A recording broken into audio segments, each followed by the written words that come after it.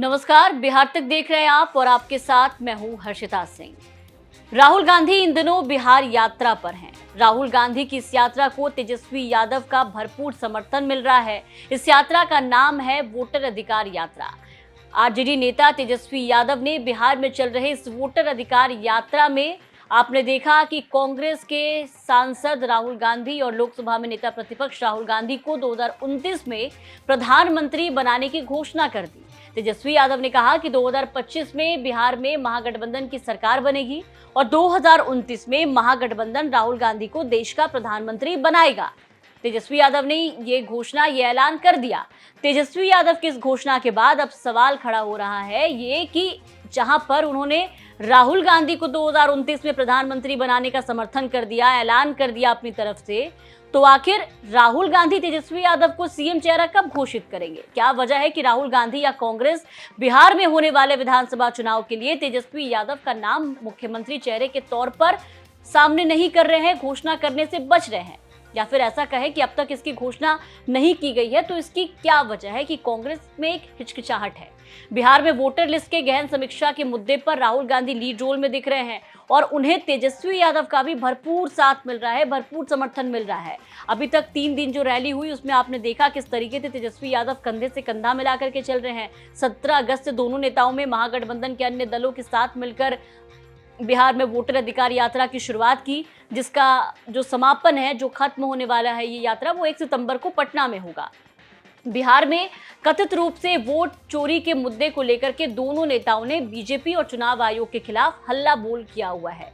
लेकिन इस मुद्दे से इधर एक सवाल जो हमेशा खड़ा हो रहा है विधानसभा चुनाव के ऐलान के साथ ही, वो ये कि आखिर तेजस्वी यादव के मुख्यमंत्री चेहरा घोषित करने में महागठबंधन की तरफ से देरी क्यों हो रही है? 2020 वाली बात कांग्रेस में नजर नहीं आ रही है। कांग्रेस क्यों हिचकिचाहट में है?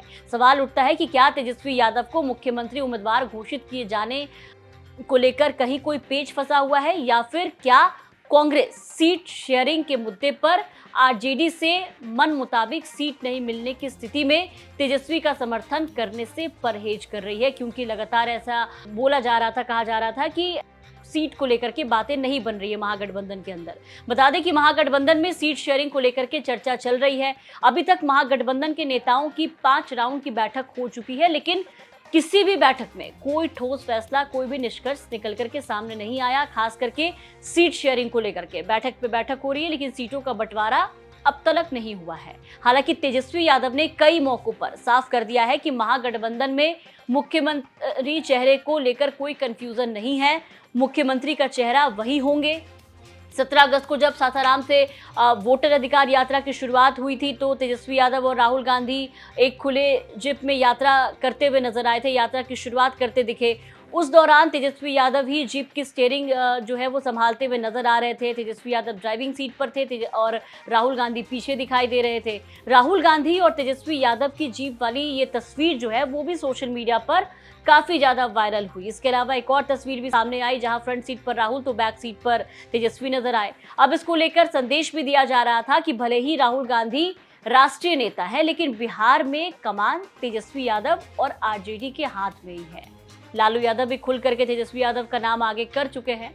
अब इस वायरल फोटो से ये भी संदेश देने की कोशिश की गई कि कांग्रेस से राष्ट्रीय पार्टी भले ही हो सकती है, लेकिन बिहार में कांग्रेस को वही करना होगा जो आरजेडी चाहती है, क्योंकि पिछले 3 दशक से दोनों पार्टियों के गठबंधन में हमेशा अगर देखा जाए तो आरजेडी बड़े भाई की भूमिका में रही है और कांग्रेस सिर्फ आरजेडी की पिछलग्गू बनकर के काम करते नजर आई है। अगर 2020 का विधानसभा चुनाव भी आप देखेंगे तो 2020 विधानसभा चुनाव में भी आपने देखा कि कांग्रेस 70 सीटों पर चुनाव लड़ी थी, लेकिन 19 सीट पर ही जीत हुई। तकरीबन 27% स्ट्राइक रेट के साथ कांग्रेस का ये प्रदर्शन जो है वो कह लीजिए कि बेहद खराब था, जिसकी वजह से तेजस्वी यादव सरकार बनाने से चूक भी गए थे। लेकिन तेजस्वी यादव ने जिन सीटों पर चुनाव लड़ा, अच्छी खासी सीट पे जीत हासिल मिली आरजेडी को। ऐसे में माना जा रहा है कि इस बार आरजेडी कांग्रेस को इतनी सीट देने के मूड में नहीं है जितना 2020 में दिया गया था। अगर 2025 के विधानसभा चुनाव में महागठबंधन के बीच सीट बंटवारा को आधार बनाया जाए तो लोकसभा चुनाव में कांग्रेस से 40 में से 9 सीट पर चुनाव लड़ी थी, और उसी आधार पर अगर देखें तो विधानसभा चुनाव में कम से कम 50 से 54 सीट पर दावेदारी जो है वो बनती है कांग्रेस की। शायद आरजेडी भी कांग्रेस को उतनी ही सीट देना चाहती है, लेकिन कांग्रेस जो है वो इस मुद्दे पर बात नहीं बन रही कांग्रेस की तरफ से। कांग्रेस मानने को तैयार नहीं है। सूत्रों की माने तो कांग्रेस चाहती है कि 2020 में जितनी सीटें विधानसभा चुनाव में कांग्रेस को मिली थी, कम से कम उतनी ही सीट एक बार फिर से इस चुनाव में भी कांग्रेस को मिलना चाहिए। 70 नहीं तो कम से कम 1-2 सीट कम, लेकिन कांग्रेस भी अड़ चुकी है और यही कारण भी है कि कांग्रेस अभी तक वेट एंड वॉच के एजेंडे पर चल रही है। इस और सीट शेयरिंग के मसले पर निपटारे का इंतजार भी है। देखना होगा कि सीट शेयरिंग का फॉर्मूला जो है वो कब तक महागठबंधन में पहले तो सेट हो जाता है और कांग्रेस को कितनी सीटें मिलती है। देखना ये भी होगा कि कांग्रेस की तरफ से कब तेजस्वी यादव को मुख्यमंत्री चेहरा जो है वो घोषित किया जाता है। लगातार जो ये सवाल बना हुआ है उस पर आपकी क्या राय है, कमेंट करके जरूर बताएं। ये रिपोर्ट जो आप देख रहे थे ये थी रोहित सिंह की रिपोर्ट। बिहार की तमाम खबरों के लिए बने रहे बिहार तक के साथ।